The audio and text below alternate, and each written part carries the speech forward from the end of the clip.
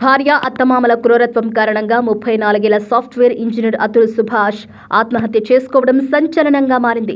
తప్పుడు వరకట్న వేధింపుల కేసులో తనను ఇరికించారని, భార్య ఆమె కుటుంబం వేధిస్తోందని చెబుతూ ఆయన ఆత్మహత్య చేసుకున్న తీరు అందరినీ కంటతడి పెట్టిస్తోంది. బీహార్కి చెందిన అతుల్ బెంగళూరులోని తన ఇంట్లో ఉరేసుకుని ఆత్మహత్య చేసుకున్నారు. న్యాయ వ్యవస్థ కూడా తన భార్య నిఖితా సింఘానియాకు మద్దతుగా నిలిచిందని, ఏ తప్పు చేయకున్నా తనను వేధిస్తున్నారంటూ ఆయన 24 పేజీల సూసైడ్ నోట్తో సహా 80 నిమిషాల వీడియో చేసి తన బాధను వ్యక్తపరిచాడు. ఆ తర్వాత ఆత్మహత్య చేసుకున్నాడు. ఈ ఉదంతం దేశవ్యాప్తంగా వైరల్గా మారింది. ఆయనకు న్యాయం జరగాలని నెటిజన్లు సోషల్ మీడియాలో కామెంట్స్ చేస్తున్నారు. అయితే ఈ కేసు సుప్రీంకోర్టు దృష్టికి వచ్చింది. ఒక వ్యక్తి అతడి తల్లిదండ్రులపై వరకట్న వేధింపుల కేసును కొట్టివేయడానికి నిరాకరించిన తెలంగాణ హైకోర్టు ఆదేశాలను కొట్టివేస్తూ సుప్రీంకోర్టు కీలక వ్యాఖ్యలు చేసింది. ఎఫ్ఐఆర్ పరిశీలిస్తే భార్య ఆరోపణలు అస్పష్టంగా ఉన్నాయని కోర్టు గుర్తించింది. కొంతమంది నిందితులకు ఈ విషయంలో సంబంధం లేదని, ఎలాంటి కారణం లేకుండా ఈ కేసులోకి లాగబడ్డారని పేర్కొంది.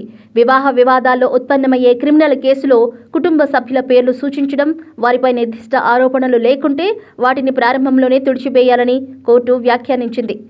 వైవాహిక వివాదాల్లో భర్త కుటుంబంలోని సభ్యులందరినీ ఇరికించే ధోరణి తరచుగా ఉంటుంది.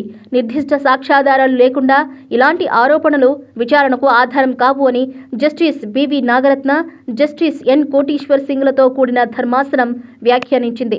చట్టపరమైన నిబంధనలు, చట్టపరమైన ప్రక్రియల దుర్వినియోగం చేయకుండా నిరోధించడానికి ఇలాంటి కేసుల్లో కోర్టులు జాగ్రత్తగా వ్యవహరించాలని, అమాయక కుటుంబ సభ్యులపై అనవసరమైన వేధింపులను నివారించాలని చెప్పింది. భారతీయ శిక్షా స్మృతిలోని సెక్షన్ 498A ఒక మహిళపై ఆమె భర్త లేదా అతని బంధువుల ద్వారా క్రూరత్వాన్ని శిక్షించేలా రాష్ట్రం త్వరగా జోక్యం చేసుకునేలా చట్టంలో చేర్చబడిందని కోర్టు పేర్కొంది. ఐపీసీ స్థానంలో కొత్తగా తీసుకువచ్చిన భారతీయ న్యాయ సంహితలోని సెక్షన్ 80 వరకట్న మరణాలకు సంబంధించింది. సెక్షన్ 85 మహిళలపై భర్త లేదా అతని బంధువుల క్రూరత్వానికి సంబంధించిందని, ఇటీవల కాలంలో వివాహ వ్యవస్థలో వివాదాలు గణనీయంగా పెరుగుతున్నాయని, భార్య తన భర్త ఇతర కుటుంబ సభ్యులపై వ్యక్తిగత పగ తీర్చుకోవడానికి సెక్షన్ 498A వంటి నిబంధనలను దుర్వినియోగం చేసే ధోరణి పెరుగుతోందని కోర్టు ఆందోళన వ్యక్తం చేసింది. వివాహ తగాదాల్లో అస్పష్టమైన ఆరోపణలు చేయడం, పరిశీలించబడకపోతే చట్టపరమైన ప్రక్రియలను దుర్వినియోగం చేయడం, భార్య ఆమె కుటుంబ సభ్యులు అనేక వ్యూహాలను ఉపయోగించడాన్ని ప్రోత్సహిస్తోంది. కొన్నిసార్లు భార్య యొక్క అసమంజసమైన డిమాండ్లకు అనుగుణంగా భర్త మరియు అతని కుటుంబ సభ్యులపై 498Aని అమలు చేస్తున్నారు అని కోర్టు తన ఆర్డర్లో పేర్కొంది. అదే సమయంలో క్రూరత్వానికి గురైన మహిళలు మౌనంగా ఉండాలని కోర్టు పేర్కొనడం లేదని స్పష్టం చేసింది.